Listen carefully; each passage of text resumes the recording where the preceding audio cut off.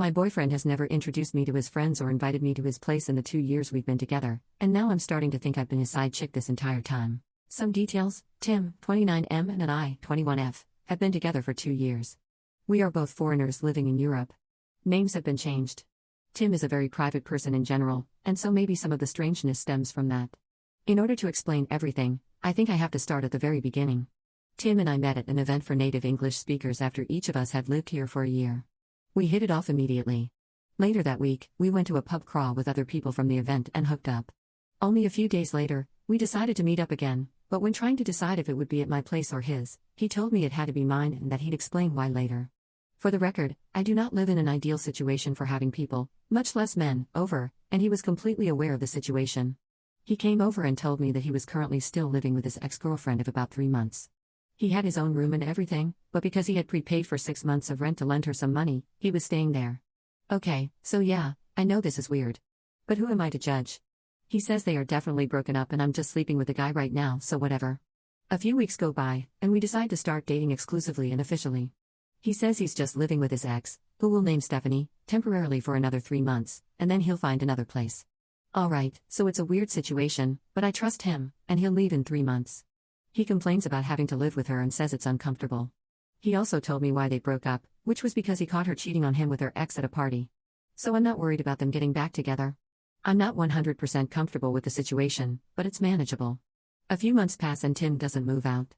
He says he's now got his own little apartment in the same house, but that it's so much better for him to stay there because he doesn't have to buy any furniture and the rent is cheap. Remember, we're foreigners, so buying a ton of furniture that you're just going to have to sell when you leave is annoying. He eventually starts saying that he's going to bring me over there to show me that they're living separately and whatnot. Long story short, that never happened. Every time I asked him to ask her about it, he'd say that she'd get upset and blah blah blah. Apparently, she was aware that he had a girlfriend, but didn't like it and wanted to get back together. After a year, he finally moved out. Not into his own place, but into the spare room at his buddy's house. I had been to this buddy's place before, only once, though, and that has been the one and only time I've ever met one of his non-mutual friends, which is suspicious and strange on its own. I didn't help with the move, not for lack of trying, so no, I never saw him move his stuff there. Again, this was a temporary solution until he found a place of his own. Through various circumstances, the company being bought out, which led to job insecurity, him being extremely picky about finding an apartment, he is still yet to move into a place of his own. It's been about 10 months since he moved into his buddy's place, and I've yet to be there, even though I've asked many times. He always says yes, but then later says that he doesn't want to intrude or be a nuisance, etc. So essentially, I've never seen where he lives. Those things, along with me never having met his friends or Skyped with his family, are the underlying basis for my suspicion, but here's where the real stuff comes in. Last night, when I couldn't sleep, I went Facebook stalking. I searched for tagged photos of Tim because I know he's weird about his Facebook and doesn't let tagged pictures and posts show up on his wall. While going through the pictures, I found 3 pictures of him while he was visiting home over the summer. In each of the 3 pictures, there is a girl who is untagged and sitting next to Tim. In 2 of the 3 pictures, his arm is around her, but the pictures are more posed and everyone's arms are around each other. 2 of the pictures are with friends, so I figured she's a friend from home, no big deal.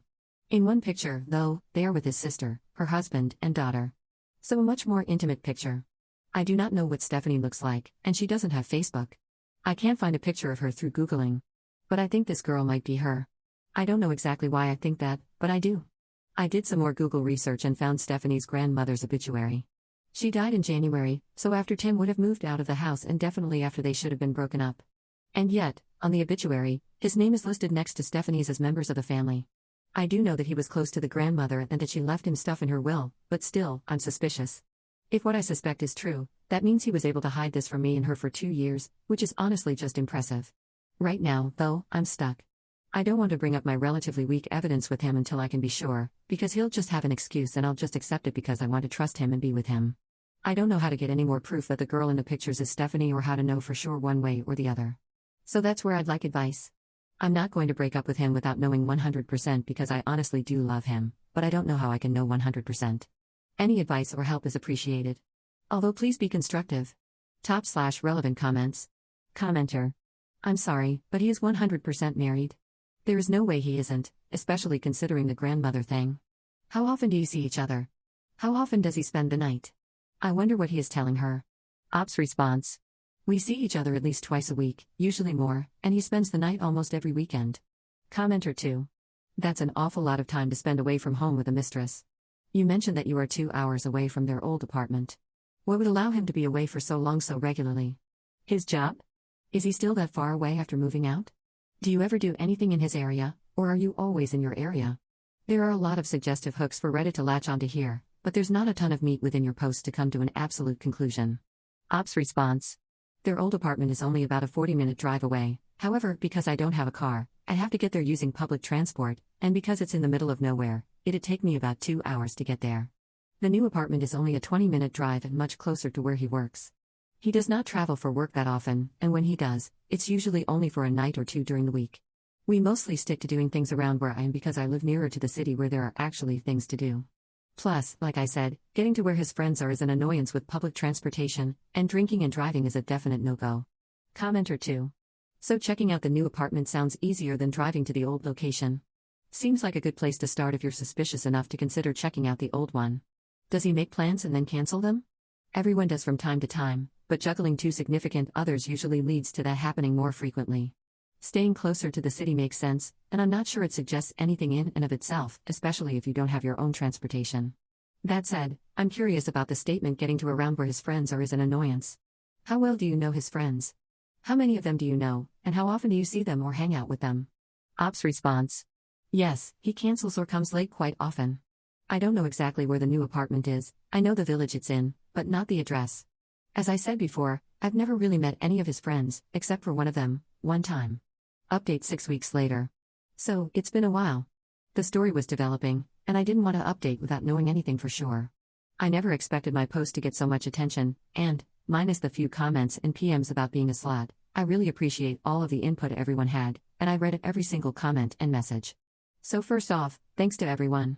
As many people suggested, I started with a conversation with Tim, where I made it very, very clear how much the whole situation bothered me and why it was an issue for me. I tried to show him things from my perspective and tried to make him understand why I was so upset. He said he understood and apologized profusely. He cried, and I cried. He said it was never his intention to hurt me and that he hadn't realized this had been such a large issue for me, and that he had been selfish about it. He said it was all going to change and that I would meet his friends and see where he's staying, and get to Skype with his family, etc., etc. He said I was the most important part of his life here and that he can't imagine his life without me in it. He said he wants to find an apartment for us to live together and that when I'm done with school, he wants to go back home together for good. He also told me that the girl in the pictures was an old family friend, and that he was in the obituary because he is still close with the family and they still wish I was a part of the family. I decided to wait and see if he actually held up his end of things this time, and so we made up and all was well. What I didn't mention is that during my snooping phase before this conversation, I found the phone number to the landline where Stephanie lives and decided to give it a call asking for Tim. Stephanie's dad answered, and when I asked for Tim, he told me to call his cell phone because this was the landline. So, not exactly helpful. Before you guys freak out about the dad thing, the house is like a duplex where the parents have their own half and Stephanie has her own half. This is not uncommon in small villages here. A couple of days after Tim and I talked, he texted me asking if I had called Stephanie's house asking for him. I decided not to lie and admitted it. He said that she texted him saying that some girl with an accent had called the house asking for him, and he immediately thought it must have been me. I explained that I did it because I felt desperate for answers and just wanted to know what was going on. I also told him that it was inconclusive. He got very upset and said I had betrayed his trust and that I was acting like an insane person. He isn't exactly wrong about that part, but I explained that I felt forced to take such actions because I felt like I was never going to get any answers any other way. I apologized for the invasion of privacy and for bothering Stephanie and her family. After a few days, he calmed down and forgave me, saying, however, that this may push back me meeting his friends because he told them what happened and they were pissed that I would treat him that way. I waited a few weeks to see if anything would change, and unsurprisingly, it did not. So, this past weekend, he got very drunk one night and I was able to open his phone with his fingerprint while he was sleeping. I found texts from Stephanie from the day before, talking about what they should make for dinner that night. He told me he was out of town for work that night. I found lots of hearts and I love yous, and even him using the same pet names for her as he does for me.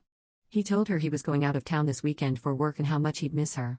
I looked through the past few weeks of messages between them and saw that he had sent her quite a few of the same pictures that he had sent me. He had invited her to have a glass of wine with his buddy and her girlfriend. He picked her up from work multiple times, and there were lots of conversations about who was making dinner that night and what they should eat. I went back and looked for dates where I knew he had slept over with me, and he had always told her he was crashing at a friend's place or out of town for work or something along those lines. I also found a group text message titled Family that included Tim, his sister, his mom, and Stephanie. I looked at pictures of Stephanie that she had sent him and was able to very clearly see that it was her in the pictures I had found on Facebook. So you guys were right. For the last 2 years, he's been living with her and seeing me on the side, all the while telling me how much he loves and admires me and how we're going to have a future together. I have been duped and taken advantage of. And I feel like a complete idiot because of it. I haven't talked to him yet, but when he comes over later in the week, I plan to tell him that I know everything. I also plan to tell him that he is a complete jerk. In my ideal conversation, he'd explain to me why he did this and what the F he was thinking during all this, but I am pretty sure those are just things that I'll never know or understand. Obviously, I will break up with him. I also plan on contacting Stephanie with a letter telling my side of the story. I will give her dates that I know he spent the night with me so that she can cross-check them with dates that he did not come home. I also plan to include a USB stick with pictures of Tim and me from the last 2 years and screenshots of some of our conversations from the last couple of months. I can't make her believe me, but I want to at least do my best for her. I feel like I owe it to her as a fellow human being to let her know what kind of man she's been with for the last 4 years. I'm open to absolutely any advice on my plan and on how to move forward from this. I won't lie, I feel so lost and so helpless right now. By breaking up with Tim, I'm losing a huge part of my life in this country, and I'm definitely going to be feeling this hole for a while. So any help is appreciated. Thank you guys so much for listening, and sorry this is long AF. I got carried away.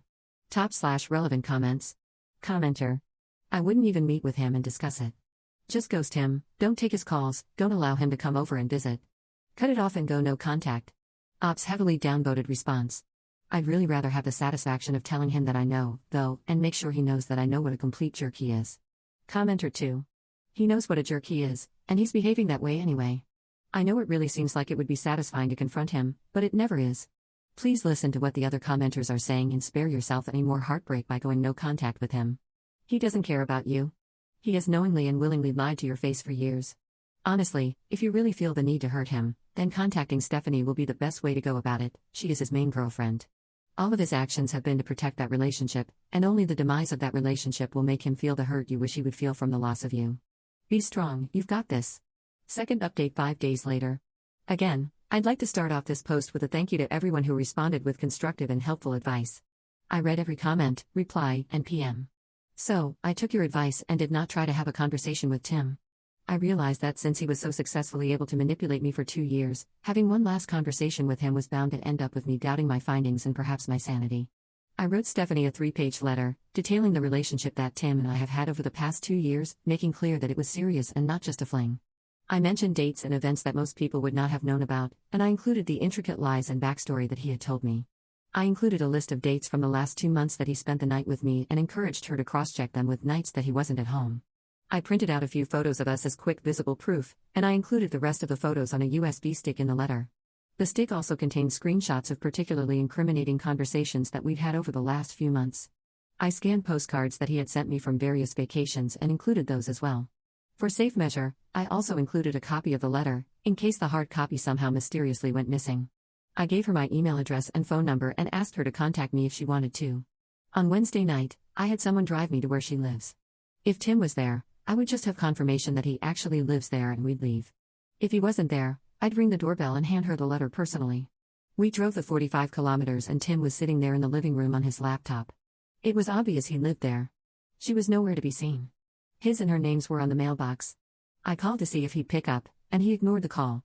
We headed back home. On Thursday morning, I mailed the letter. I ensured that it was sent by registered post. In order to receive the letter, she'd have to show her ID and sign for it. On Friday, the letter arrived. She was not home, so she received a notification to go pick it up at the post office. On Saturday morning, she picked it up and I got an email confirmation with her signature on it. Throughout all of this, I conversed normally with Tim and made excuses as to why he couldn't come over during the week, so as not to tip him off to anything. He stopped talking to me about 20 minutes after she picked up the letter Saturday morning, and I have not heard from him since. He has, however, unfriended me and my family on Facebook. I have not heard from Stephanie either. So, now it's really over. I hope with my whole heart that he was not able to lie and manipulate his way out of the situation with her, but I will probably never know. I do not expect to hear from him again. I feel very lonely, taken advantage of, and beaten down. I'm going to do my best to try to come out of this situation without trust issues and without being cynical and jaded. I'm seeking therapy to make sure I don't slip into depression. For now, I need to find ways to distract myself and fill up any free time. Thanks again for all your help, r/relationships. This really sucks, but I'll get through it and hopefully be a stronger person for it. /relevant comments. Commenter. You did the right thing. The right thing is not always easy, and it does not always feel good. Ops response. That is very true. Thank you. Commenter 2. Don't worry about what's going on in his screwed up life. Focus on your future and becoming the best version of yourself you can be. Ops response. That's the plan.